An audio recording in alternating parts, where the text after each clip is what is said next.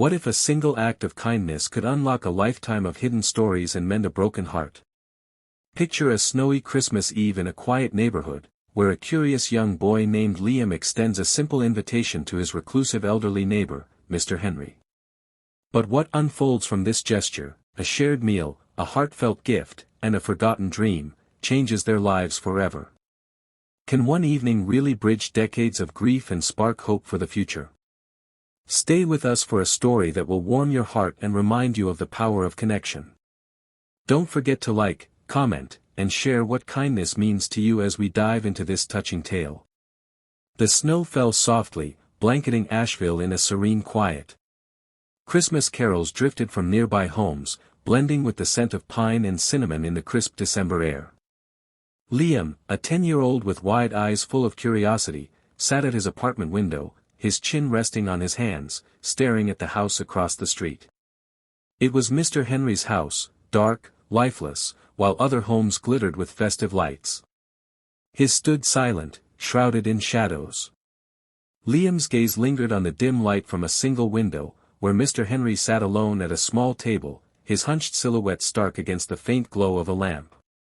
"Doesn't he get lonely?" Liam muttered to himself. Behind him, his mom, Emily, called from their tiny kitchen, "Dinner's ready, Liam." "Stop staring." Liam turned but couldn't shake the thought of Mr. Henry's solitude. Emily, a nurse who worked long shifts, had filled their modest apartment with warmth despite their simple circumstances. Their Christmas tree was small, decorated with handmade ornaments and a flickering strand of lights, but it felt like home. Over dinner, Liam asked, "Why doesn't Mr. Henry ever decorate for Christmas?" Emily sighed, her eyes tired but kind. "Mr. Henry's been through a lot. Lost his family years ago. Some wounds take longer to heal, sweetheart." Liam pushed his food around his plate. "But it's Christmas. Shouldn't everyone have something?" Emily smiled gently, ruffling his hair. "Focus on what we have, okay? We may not have much, but we've got each other. That's enough." That night, as snow continued to fall, Liam lay in bed, the image of Mr. Henry's dark house lingering in his mind. The weight of loneliness seemed almost tangible. "Maybe I can do something," he whispered into the dark. "Just a small gesture." The idea sparked, fragile but bright, and he drifted to sleep with a sense of purpose. The next morning, the air was crisp, carrying the scent of fresh snow. Liam pulled his jacket tighter as he walked to school, his boots crunching against the icy pavement. Passing Mr. Henry's house, he noticed movement. There, on the icy driveway, was Mr. Henry, clutching a broken cane, his steps unsteady as he carried a flimsy bag of groceries. Liam hesitated, shyness pressing on his chest, but when Mr. Henry faltered, nearly slipping, something stronger. "Liam, forward. Do you need help?" he called out. Mr. Henry stopped, startled, his pale blue eyes meeting Liam's. For a moment, neither spoke. Then, with a gruff voice, Mr. Henry muttered, "It's fine. I can manage." But Liam didn't back away. He reached out, steadying the old man by the elbow. "It's icy," Liam said gently. "Let me help." Together, they made their way up the driveway, Mr. Henry's grip on the bag tightening as though he hated relying on anyone. At the door, he muttered, "Thanks," barely meeting Liam's gaze before retreating inside with a soft click.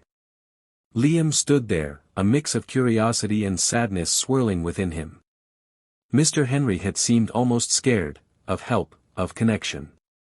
That evening, as Emily set plates on their modest kitchen table, Liam recounted the encounter.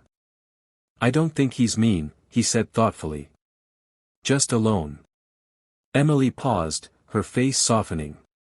"You know, Mr. Henry wasn't always like that. When I was your age, he was a brilliant airplane engineer. Everyone admired him." Liam's eyes widened. "What happened?" Emily sighed. "He lost his wife and son in an accident years ago. After that, he stopped talking to people. Stopped living, really." Liam's chest tightened. He couldn't imagine carrying that kind of loss. But he's still here, he said softly. Doesn't that mean he wants something, even if he doesn't know how to ask? Emily smiled, brushing a strand of hair from her face.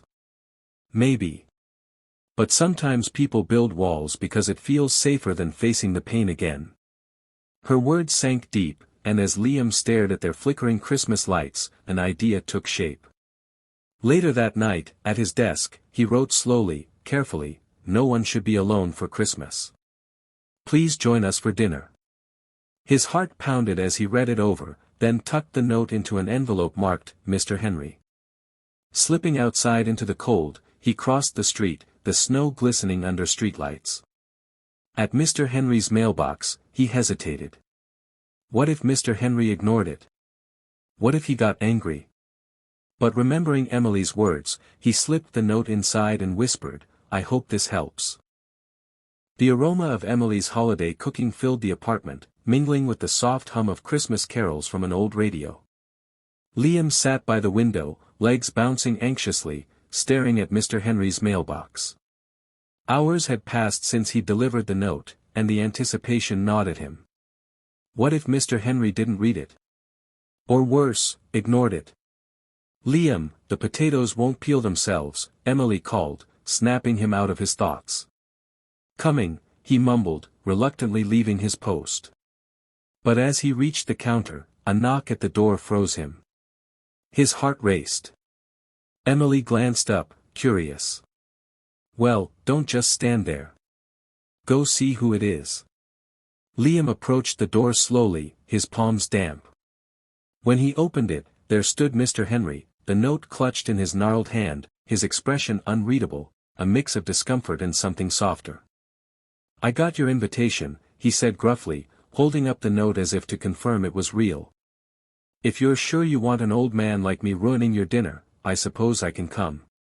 But don't expect much." Liam's excitement bubbled up despite the guarded tone. "We'd really like you to come," he said earnestly. "It won't be fancy, but it'll be nice." Mr. Henry shifted awkwardly, his eyes darting aside. "Well, I don't have much going on, so I guess I'll see you tomorrow." Before Liam could respond, Emily appeared, wiping her hands on a dish towel. "Mr. Henry, it's so good to see you," she said warmly. "We'd be thrilled to have you join us." Mr. Henry nodded curtly, muttering something unintelligible before shuffling back to his house. Liam watched him go, a small smile tugging at his lips. The next day, Liam and Emily prepared their modest Christmas dinner. The table, usually plain, now held a cheerful red tablecloth and a vase of evergreen sprigs Liam had gathered. Emily arranged their mismatched plates with care, humming softly. "Do you think he'll like it here?" Liam asked, stepping back to survey the table. Emily glanced at him, her eyes kind. "What matters is that he knows he's welcome.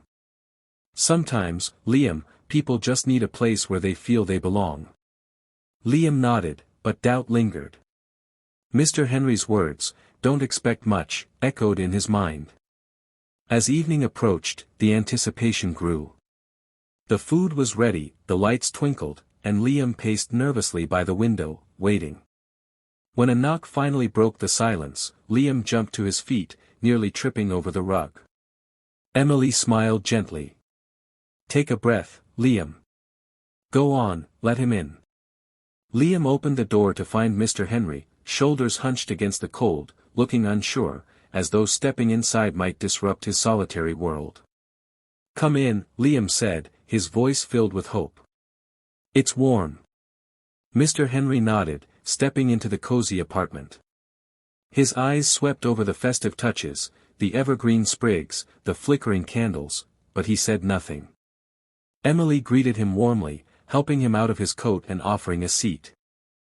Dinner began quietly, the clinking of forks filling the room as Liam tried to break the silence. "Do you like chicken?" he asked tentatively. Mr. Henry grunted, not looking up. "It's fine." Liam glanced at Emily, pleading for help. She offered a subtle nod of encouragement. As the meal went on, the room thawed little by little.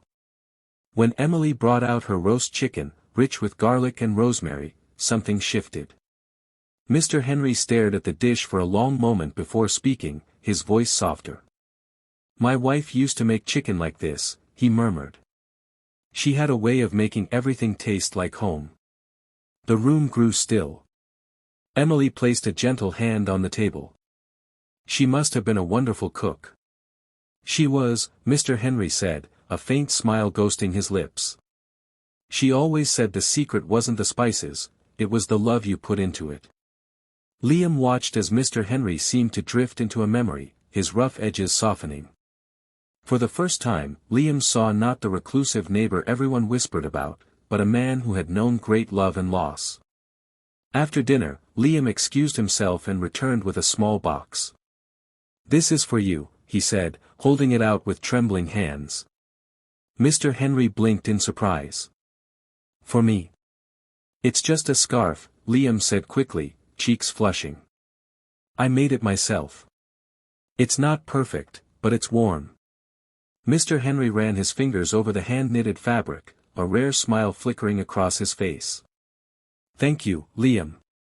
Before Liam could respond, Mr. Henry reached into his coat pocket and pulled out a small, weathered wooden box. "This belonged to my son," he said, his voice thick with emotion. "I think it's time someone else carried it forward." Liam hesitated, his hands shaking as he accepted the box, its weight heavier than expected, not because of its size, but because of what it represented. "Thank you," Liam whispered, his voice barely audible. Mr. Henry nodded, his gaze distant but filled with quiet resolve. Later that night, snow continued its gentle descent, casting soft patterns across Liam's bedroom.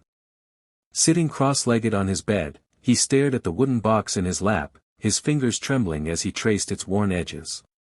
Taking a deep breath, he lifted the lid. Inside were delicate, yellowed blueprints for a model airplane, intricately detailed and drawn with great care. Beneath them lay a stack of faded photographs. Liam picked up the top photo, revealing a younger Mr. Henry standing proudly beside a boy, his son, both smiling, arms around each other, holding an unfinished plane frame. The room seemed to hold its breath as Liam flipped through the photos: a camping trip, a sunny day at the park, a workshop cluttered with tools and wood scraps. But the last photo was different. It showed the boy alone, carefully holding a plane model in progress. Liam's vision blurred as he realized what the box held: fragments of a dream left incomplete. The next day, Liam found Mr. Henry on a park bench outside their apartment building, the cold seeming to hang heavier around him. Clutching the box, Liam approached cautiously. "Mr. Henry," he began softly, "I looked inside. The blueprints, the photos, they're beautiful." Mr. Henry turned slowly, his eyes shadowed with memories. He didn't respond at first, but Liam waited patiently. Finally, Mr. Henry sighed and gestured for Liam to sit. "That plane," he began, his voice rough with emotion, "was my son's dream.